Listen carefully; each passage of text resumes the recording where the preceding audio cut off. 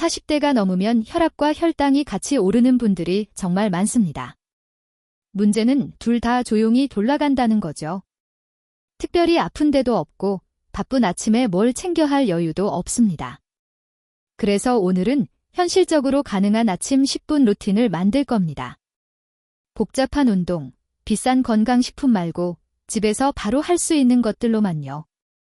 20분은 혈압, 혈당, 체중, 스트레스까지 동시에 건드리는 시간입니다. 하루에 10분, 3개월만 꾸준히 하면 수치뿐 아니라 몸 컨디션이 달라지는 걸 느끼실 수 있을 거예요. 알람 끄고 제일 먼저 할 일은 물 한 컵입니다. 그냥 마시는 게 아니라 천천히 2에서 3분에 걸쳐 마시는 게 포인트예요. 밤새 탈수된 상태에서 갑자기 벌컥 마시면 오히려 심장에 부담이 될 수 있습니다. 미지근한 물 200ml 정도를 앉은 자세에서 천천히 마셔주세요. 이 한 컵이 혈액을 조금 더 묽게 만들어주고 아침 혈압 급상승을 완화하는 데 도움을 줍니다. 또 공복 혈당이 너무 급격히 오르는 걸 막는데도 간접적으로 도움이 됩니다. 단, 신부전이나 심한 신장질환이 있다면 물 섭취량은 꼭 의사와 상의하셔야 합니다. 다음은 침대 옆에서 바로 하는 3분 체크입니다. 첫째, 혈압은 등받이가 있는 의자에 기대어 1분 정도 편하게 앉은 뒤 재세요. 다리는 꼬지 말고 발은 바닥에.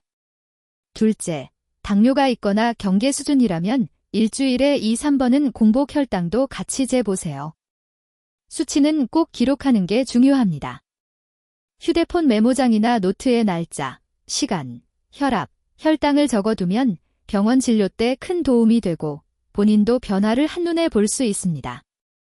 단, 수치가 갑자기 비정상적으로 높거나 어지러운 가슴 통증이 있으면 바로 병원에 연락해야 합니다.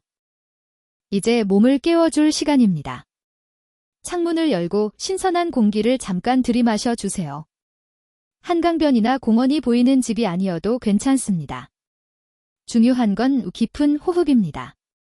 코로 4초 들이마시고 1에서 2초 멈췄다가 입으로 6초 내쉬는 방식으로 5번만 반복해보세요. 이 간단한 호흡만으로도 교감신경을 가라앉혀서 혈압을 낮추는 데 도움이 됩니다.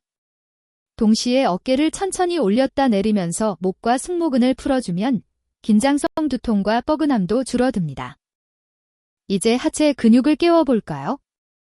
스쿼트는 혈당과 혈압 관리에 모두 중요한 근육량 유지의 핵심입니다.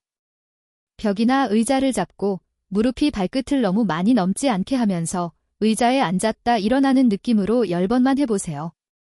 숨이 너무 차지 않을 정도의 강도로 천천히 내려갔다가 천천히 올라오는 게 중요합니다.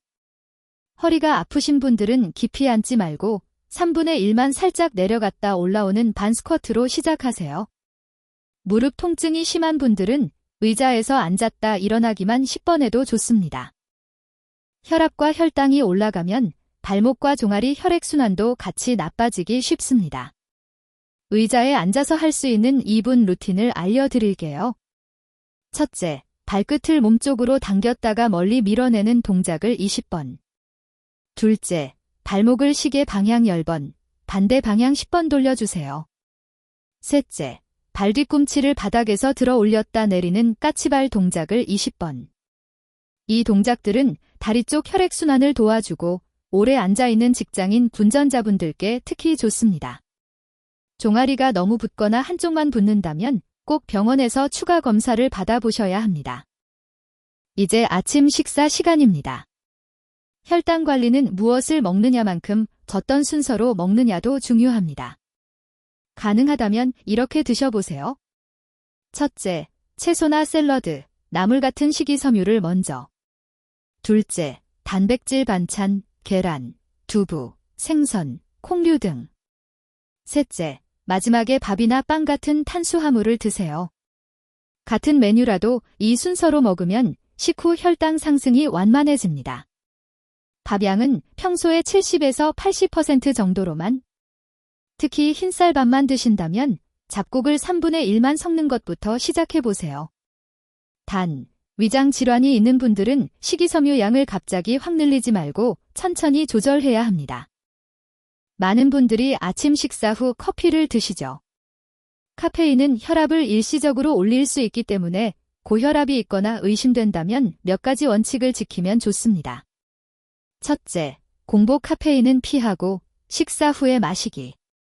둘째, 하루 총 카페인 양은 일반 성인 기준 2잔 이내로 제한하기. 셋째, 믹스커피처럼 설탕 프림이 많은 커피는 혈당에도 부담이 크니 가능하면 아메리카노나 무가당 차로 바꾸는 연습을 해보세요. 카페인에 예민해서 두근거림, 불면이 심해진다면 디카페인이나 보리차, 현미차로 대체하는 것이 좋습니다. 이제 집을 나서기 전 마지막 5분입니다.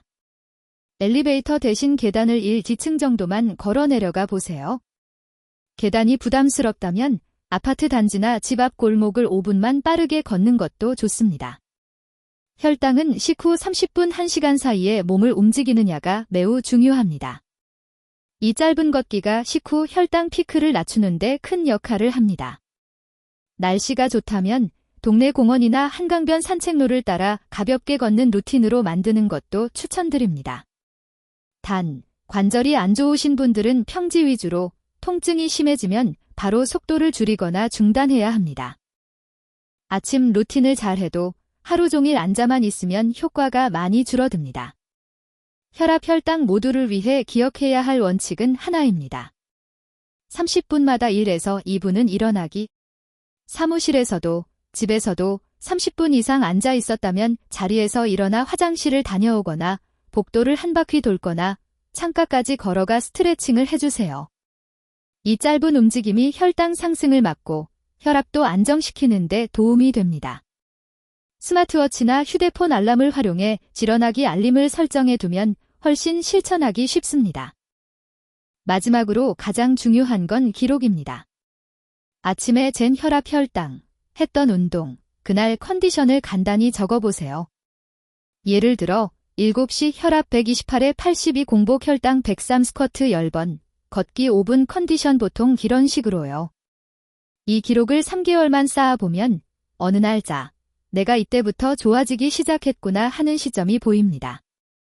그리고 그때부터는 이 루틴이 해야 하는 것이 아니라 안 하면 찜찜한 것으로 바뀝니다. 약을 줄이거나 끊는 결정은 반드시 의사와 상의해야 하지만 생활 습관은 오늘 아침부터 바로 시작하실 수 있습니다. 여러분의 아침 10분이 앞으로의 10년, 20년 건강을 바꿀 수 있습니다.